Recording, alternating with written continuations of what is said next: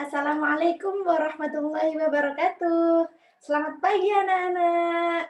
Gimana kabarnya hari ini? Alhamdulillah luar biasa. Allahu Akbar. How are you today? Alhamdulillah I'm fine, sir. Kaifa halukum? Alhamdulillah ana bi khair wal afiyah. Oke, langsung saja. Kita akan mulai pembelajaran hari ini. Materi pelajaran hari ini adalah sewa menyewa atau ijarah dan pemberian upah. Bertemu dengan Bu Guru untuk kelas 9 ini, kita akan belajar terkait sewa menyewa dan upah. Ada yang tahu apa itu sewa menyewa? Tunggu sebentar ya. Sebelum kita mulai pembelajaran hari ini, marilah kita berdoa bersama-sama sebelum belajar.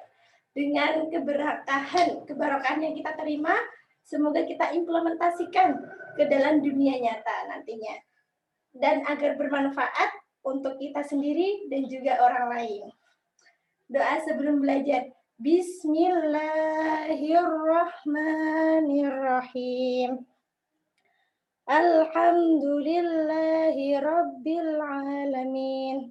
Allahumma shalli ala Sayyidina Muhammad wa ala alihi wa sahbihi wa sallim. Raditu billahi rabba wa bil islami dina wa bi Muhammadin nabiyyan wa rasula. Rabbi zidni ilma warzuqni fahma. Amin ya rabbal alamin. Alhamdulillah rabbil alamin. Selanjutnya, sebelum kita mulai pembelajaran, tolong siapkan yang pertama alat tulis berupa ballpoint dan buku tulis atau juga bisa dengan pensil. Yang kedua, catat materi yang penting yang telah Ibu sampaikan nantinya. Yang ketiga, tetap semangat belajar agar sukses di masa depan. Oke, semangat. Lanjut. Materi dan tujuan. Kita akan belajar tentang sewa menyewa. Tujuan pembelajaran, semoga kita dapat menunjukkan sikap tunduk, patuh, dan syukur kepada Allah Subhanahu wa Ta'ala. Kedua, tetap menunjukkan sikap amanah, disiplin, dan tanggung jawab agar kita tetap dipercaya oleh masyarakat dan hidup dengan tenang nantinya. Yang nomor tiga, kita dapat mendeskripsikan pengertian ijarah atau sewa menyewa dan upah dengan baik dan benar. Selanjutnya, mempraktikkan tata cara ijarah dan upah dengan benar. Ijarah itu sewa menyewa. Jadi kita dapat mengimplementasikan yang terakhir, mengimplementasikan tata cara ijarah dan upah dalam kehidupan sehari-hari mendatang. Karena ijarah dan upah itu sangat penting. Sebelumnya Ibu tanya, ada yang tahu apa itu sewa menyewa? Oke, lanjut. Kita belajar pengertian ijarah atau sewa menyewa. Ijarah atau sewa menyewa adalah transaksi. Transaksi itu seperti hubungan, manfaat atau jasa dengan imbalan tertentu. Secara etimologi, ijarah berasal dari kata ajaro ya'juru ujuron, yang artinya upah atas pekerjaan. Jadi contohnya ketika kita mempunyai sawah, dan ketika itu ingin dipinjamkan kepada orang lain dengan nilai ujrah atau nilai sewa itu ada, itu namanya ijarah atau disewa oleh orang lain dengan caranya orang lain memberikan imbalan kepada kita, bisa berupa uang seperti itu. Adapun ijarah secara terminologis yaitu transaksi atas suatu manfaat yang mubah itu diperbolehkan berupa barang tertentu seperti sawah yang Ibu jelaskan, sifatnya dalam tenggang waktu tertentu. Jadi ada waktu, contoh Ibu sewakan sawah ini selama 1 tahun. Berapa harga sewanya? Nanti seperti itu. Dan disampaikan kepada orang yang akan menyewa sawah tadi. atau transaksi atas suatu pekerjaan yang dinyatakan dalam bentuk upah sebagai imbalan.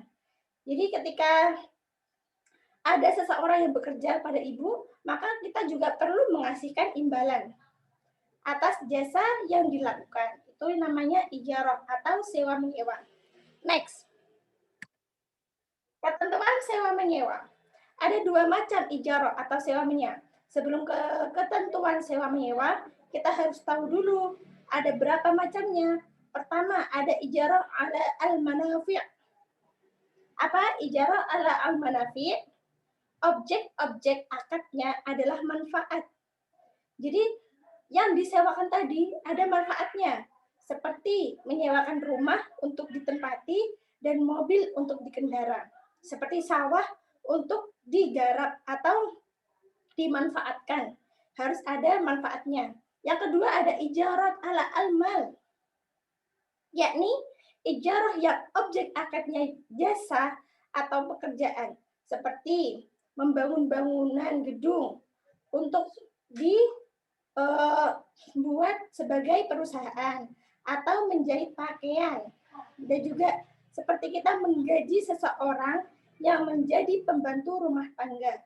Jadi ketika ada seseorang yang kita ambil jasanya, kita akan melakukan ijarah ala al-mal atau sewa nyewa tetapi dengan jasa, bukan sebagai seseorang yang menyewakan yang ada manfaatnya. Next, rukun dan syarat-syarat ijarah ala al-manafi'. Yang pertama tadi kan ala al-manafi' yang harus ada manfaatnya. Syarat-syaratnya atau rukun-rukunnya itu ada beberapa. Jadi syarat yang harus dipenuhi, gimana kalau kita ini menyewakan barang, itu syaratnya seperti apa gitu ya. Yang pertama, orang yang menyewakan atau mukjir dan orang yang menyewa atau mustajir. Harus ada itu. Ketika salah satunya tidak ada, maka kita tidak boleh menyewakan dan tidak bisa menyewakan. Ijarah juga harus berdasarkan pada asas suka saling suka atau ridho. Jadi keduanya harus sama-sama suka atau ridho, baru diperbolehkan untuk melakukan sewa menyewa. Yang kedua, barang yang disewakan ain mustajarah, harus ada barangnya. Contoh, tadi barangnya ada sawah, mobil untuk dikendarai mobilnya, seperti itu. Syaratnya manfaat bagi kedua belah pihak. Yang satunya butuh uang, yang satunya itu untuk membutuhkan barangnya, seperti itu. Yang ketiga, nilai sewa, harus ada nilai sewanya. Contoh, saya menyewa selama 1 tahun. Nilai sewanya itu berapa? Hanya 1 juta, seperti itu. Yang terakhir, ada ijab qabul atau sigot. Jadi keduanya itu harus sudah sah untuk saling terima, seperti itu. Masa berlaku ijarah ala al-manafi'. Ijarah akan berakhir atau batal yang pertama karena rusaknya barang yang disewakan. Contoh, sudah mau dipinjam, disewakan mobilnya tetapi rusak, seperti itu. Yang kedua, barang yang disewakan tidak dapat dimanfaatkan, seperti rumah yang akan disewakan itu roboh, itu tidak boleh atau batal masa ijarah atau sewa menyewa itu. Next, ijarah ala al-mal. Yang kedua, ijarah ala al-mal itu rukun dan syaratnya yang harus dipenuhi ketika melakukan transaksi atau sewa menyewa itu ada 4. Yang pertama, pemberi upah atau mukjir. Yang kedua, pekerja. Dengan syarat harus berakal sehat dan mumayyiz. Mumayyiz itu sudah paham mana yang baik dan mana yang buruk. Cakap dalam bertindak dan ridho atau suka saling suka atas barangnya tersebut. Jadi ketika kita ingin meminjamkan atau menyewakan sesuatu pada orang dan dia itu masih anak kecil dan orang gila, itu kan tidak mungkin. Maka dari itu harus berakal sehat dan mumayyiz. Selanjutnya, pekerjaan harus ada manfaat yang jelas.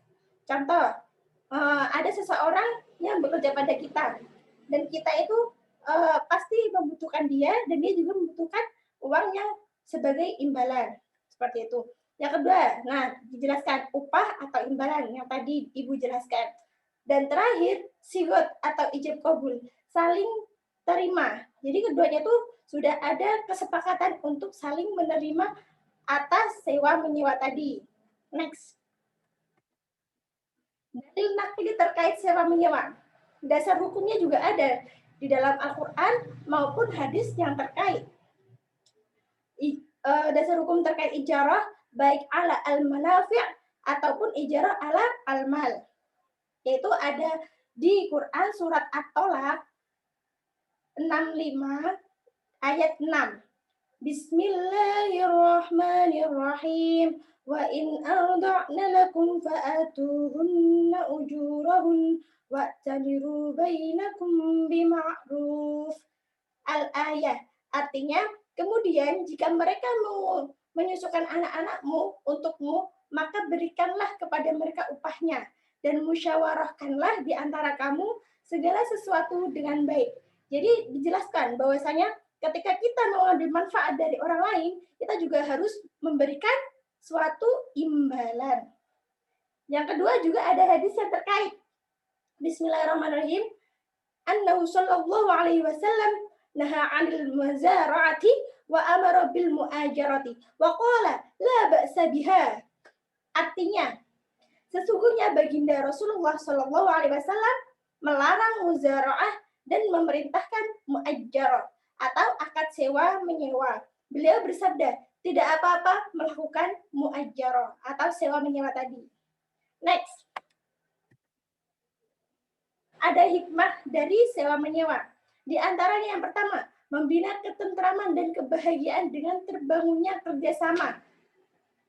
Baik antara yang menyewa ataupun orang yang menyewakan. Jadi ketika kita udah ada saling tentram dan bahagia ketika kita melakukan transaksi atau sewa menyewa tadi, itu akan membuat hati kita senang dan bahagia.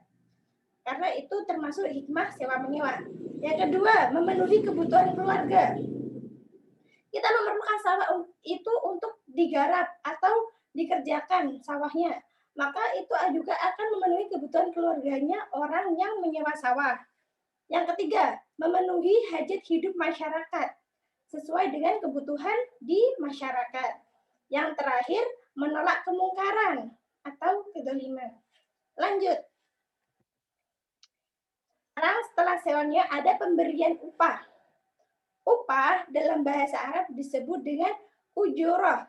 Upah dalam istilah adalah pemberian sesuatu sebagai imbalan dari jerih payah dalam bentuk imbalan di dunia ataupun dalam bentuk imbalan di akhirat. Jadi upah ini memberikan sesuatu ketika kita melakukan sesuatu yang kita perintahkan, seperti itu.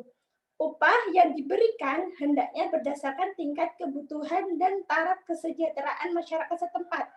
Jadi harus sesuai antara upah dengan apa yang ia kerjakan. Jadi itu akan menimbulkan suatu akad yang adil. Pada masa Khalifah Umar radhiyallahu an, gaji pegawai disesuaikan dengan tingkat kebutuhan dan kesejahteraan masyarakat setempat. Jadi orang yang bekerja pada kita harus kita sesuaikan agar mereka juga sejahtera dan dapat memenuhi kehidupannya. Lanjut. Ada ketentuan upah. Jadi upah ini harus ada kesepakatan kerjasama dengan dituangkan dalam perjanjian kontrak kerja. Maksudnya, jadi kontrak kerja ini sudah ada kesepakatan bagaimana nanti saya akan bekerja di sini dan upahnya akan ditanggung atau gajinya akan ditanggung oleh yang memberikan upah yang ditandatangani oleh kedua belah pihak. Jadi suka sama suka atau ridho sama ridho. Namun demikian, memberikan upah lebih dahulu itu lebih baik dalam rangka membangun asas kepercayaan. Jadi agar kita dapat dipercaya juga kita dapat memberikan upah di awal atau di waktu akad. Maksudnya akad di sini ketika seseorang itu sudah saling terima apa yang hendak direncanakan, seperti itu. Lanjut. Dasar hukum pemberian upah. Sebenarnya pemberian upah itu mubah atau diperbolehkan. Tetapi ketika itu sudah menyangkut hak seseorang sebagai mata pencaharian, itu wajib diberikan. Contoh, sebenarnya dia itu kinerjanya bagus, tapi karena dia meningkatkan kinerjanya, kita dapat memberikan upah sebagai hadiah. Tetapi kalau dia itu sebagai pembantu di rumah kita, kita wajib untuk memberikan upah. Itu hukumnya wajib. Next, dalam Al-Quran disebutkan di surat Al-Baqarah ayat 233. Bismillahirrahmanirrahim. Wa in aradtum an tastardi'u auladakum fala junaha 'alaikum idza sallamtum ma ataitum bil ma'ruf. Artinya, dan jika kamu ingin anakmu disusukan oleh orang lain, maka tidak ada dosa bagimu apabila kamu memberikan pembayaran menurut yang patut. Jadi harus menyesuaikan pembayaran dengan apa yang telah dilakukan. Next, hikmah pemberian upah. Yang pertama, membina ketentraman dan kebahagiaan.